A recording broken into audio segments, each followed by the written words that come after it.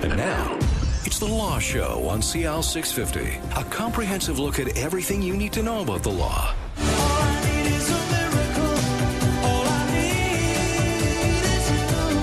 And welcome to The Law Show on CL650. Joining us in studio today from McQuarrie LLP is Alyssa Lockhart, partner, and JC Wingson, QC and partner at McQuarrie LLP. Welcome to the show. Thank you. Thank you. So, JC, your first time here. It is. And welcome. It's nice to have you. Yeah. And we have a QC in the house. Yeah, we do. So explain what that means for the average person. It's the QC means Queen's Counsel, but it's kind of an honor, isn't it? It is. It's a designation awarded to they can appoint up to 7% of the lawyers in British Columbia annually. And they appointed, I think, around 3 or 4%. It was an appointment made December of last year. Well, congratulations. Thank you. Yeah. It must be a big honor. It is. It certainly is. Yeah. It looks great on your business card, too. Had to get all new business cards. Yes. That's right. That's a good excuse. Yeah. So why don't we, because, JC, your first time here, why don't we walk through a little bit about, what you do at McQuarrie LLP when it comes to estate litigation and the area of law that you cover and how you got there. How did you start out in law? I started out in law in Trinidad and Tobago, where I grew up. Oh. And I practiced there for about 2.5 years. I'd done my law degree in Canada, though, at Osgoode Hall in Toronto. Oh, so you came to Canada to study? Yes. Okay. Yes, because I grew up with my grandparents in Trinidad, but my dad was here and my mom were here. So I went back to Trinidad right after. Didn't even attend my graduation. Well, spending time in Toronto would make you want to go back to Trinidad and Tobago. Exactly. It's a little cold in the winter. And they had a little coup in Trinidad around 1990. So my husband and I talked about, what are we going to do with our life? And we decided to come back to Vancouver. I did my undergrad here. So we moved back here. I articled with a firm called Russell and Dumoulin back then, downtown, and then started with McQuarrie Hunter in 1993. Yeah. And has it always been with wills and estates? No. What did you think you were going to get into, and how did you get to this? I started in a general litigation practice, and with that, you sort of, especially in your junior years, you work under other lawyers for different matters. And I did construction and builder's liens and hadn't done family law, but did a mix of other general things, and then started doing estate litigation and really loved the area because I really like dealing with people in issues that really touch their lives. And to be clear, estate litigation means you go to court. Yes. Whenever they come to me, it's because they're having a dispute. When they see Alyssa, they are planning things. They want to make sure that things are well laid and well set. So let me just get this right. If whoever set up the will and estate didn't get it right, then they end up seeing someone like yourself to dispute it. So Alyssa, yes and no. So I was just going to say it's a yes and no. But your goal is to try and make sure that doesn't happen. Our goal in planning is to identify what the client's end game is. What do they really want to see? And a lot of times people will come in and they'll say, I want to do this and this and this, and give us very specific transactional instructions. And we always try to delve below that and say, why are we doing this transaction? What is it you seek to gain from structuring your assets in this way, from an ownership perspective or a beneficial designation perspective? And then we can give advice and we can say, look, we see where you're trying to go. We think that there's another way of getting there, and our legal advice is what you're really here for, not for the transactional work. And if we structure that correctly, they should have limited use for JC. But that's the goal. But back to you. Why is it yes and no? It's yes and no because the lawyer, certainly if the lawyer didn't get it right, yes, absolutely great grounds to come see somebody like me. If the lawyer did get it right, there are some people who may not be happy. Someone doesn't agree with that. That's right, with what their usually parents or spouses have done. And in that regard, so they want to challenge what has been planned or set up. So even if it's right, even if that's what they wanted to do, it doesn't mean that people don't challenge it. And nowadays, there's a lot more challenging of wills and estates because land has increased in value so tremendously. So sort of back in the day, when mom or dad passed, their property might have been worth $100,000. And now it's worth $800,000, $1 million, $2 million. Even more. So all of a sudden people have more of a motive and an incentive to try to, challenge what had been done. All right. Now over to Alyssa Lockhart, partner at McQuarrie LLP. How did you get into this area of law? And did you start out thinking this is where you wanted to be? No.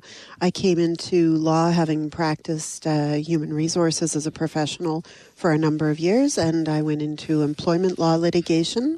I did that for 4.5, 5 years.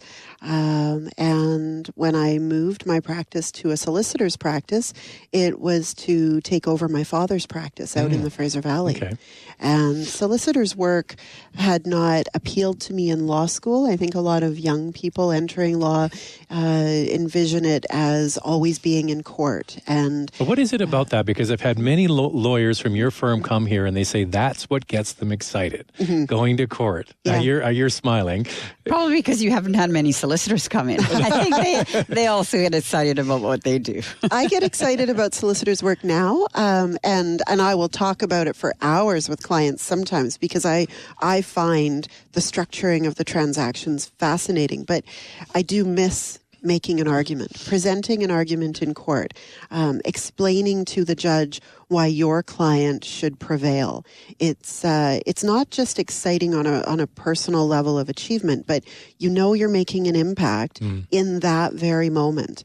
With my planning documents, I know I'm making an impact, and unfortunately, clients often aren't able to see the future value. Yeah, sure. The future value of the document. I'll often say when I hand someone a wills package, I'll say, now go off and don't use this for a number of years, as many as you can possibly avoid using it. Whereas with litigation, the results are virtually instant. And there is that adrenaline rush for litigators. Yeah. You're in there. It's a confined period of time. It's like you have a set. So you do run off adrenaline quite a bit. And then you building that whole case for months or even longer in some cases to it's that crescendo, right? It is. Yeah. And so that's kind of hard to give up. But I guess you're kind of like the mad scientist behind putting it all together. You're mixing the stew just right to make sure that everything works well, right? Right. Trying to look at assets, and sometimes we want to move them out of a client's hands prior to their passing so that they cannot be attacked through litigation after death. But then we have to consider other tax consequences to an inter vivos, a during life transfer. So there's a lot to structuring the transaction. It's intellectually, it's just as stimulating as researching the case. But there's no climax, as you would. There's a lot of denouement. There's a lot of denouement, but there's no climax to the story. Here's the documents and they're exceptionally good. Everybody goes away, and that's why it's important to have a lot of trust and faith in the practitioner that you're working with. So we're talking about wills and estates, and we have the two areas, the planning and then the having to go to court side of it, and then you throw in the middle of WESA and explain what that is and how it has changed your areas of practice. So explain what WESA is. The Wills, Estates, Succession Act came into effect in March of 2014, and it replaced a number of previous statutes, and they had been in the mix for many years, decades. It modernized some of our planning. It modernized a lot of our estate administration in the case of people who die without wills. So, for instance, prior to WESA, if a spouse died prior to making a will and they died intestate, then the spouse would receive the first $65,000 of the estate. Now, way back in the day when that statute was drafted, it was a bit of money, we assumed that would keep the spouse in the house, so to speak. You're not going to be able to maintain the family house or acquire it from the estate in this day and age for that amount of money. So there was a modernization, but I think a lot of the changes that came about in WESA were actually in the litigation area. Yes. So in terms of litigation, when you look at the legislation, it's pages and pages and pages, and most of it does the actual clauses in there, they impact administration and sort of wills. But the few clauses that impact litigation impacted in quite a major way. There are a few things that they have crystallized and introduced into litigation, like undue influence has now been codified in the legislation. The wills variation legislation had existed before, and they've moved it into and kept it. We're one of the few jurisdictions, if not the only jurisdiction in Canada, that still has a really broad wills variation legislation. So explain for the layperson, wills variation is where you would go to court and say, we'd like to vary this will from what the person intended. Yes. And so maybe give us an example of why you would want to do that. So the legislation provides that when somebody is making a will, they must have regard for their spouse, who might survive them, and their children. Does not matter the age of the children. They can be minors or they can be 50-year-olds, as long as they're either biological or adopted children. Stepchildren are not included. So what does it mean to make adequate provision? Really, it comes down to being fair. The legislation itself does not break down what is fair. That really is, as we say, on a case-by-case basis, because every family is different, and that's why I really love this area. But there are some factors that the courts do look at and have looked at over the years. Relationship is huge. What has your relationship, whoever's, who the parties are, what has your relationship been with the person who has died? So if you've been an estranged child who hasn't spoken to your parent and it's been your fault for like the last 10 years, all of a sudden you're coming to say, hey, his blood runs through my veins, I should get something. It's going to be a little hard. With spouses, there are what we call legal and moral obligations to a spouse. So that sometimes bring in a little bit of a reference to the family law legislation and what a spouse would have got if you had separated. But it's not just determined by that, because it isn't a separation. And people have made a will. And they try to balance that, what is fair, with what we call testator autonomy.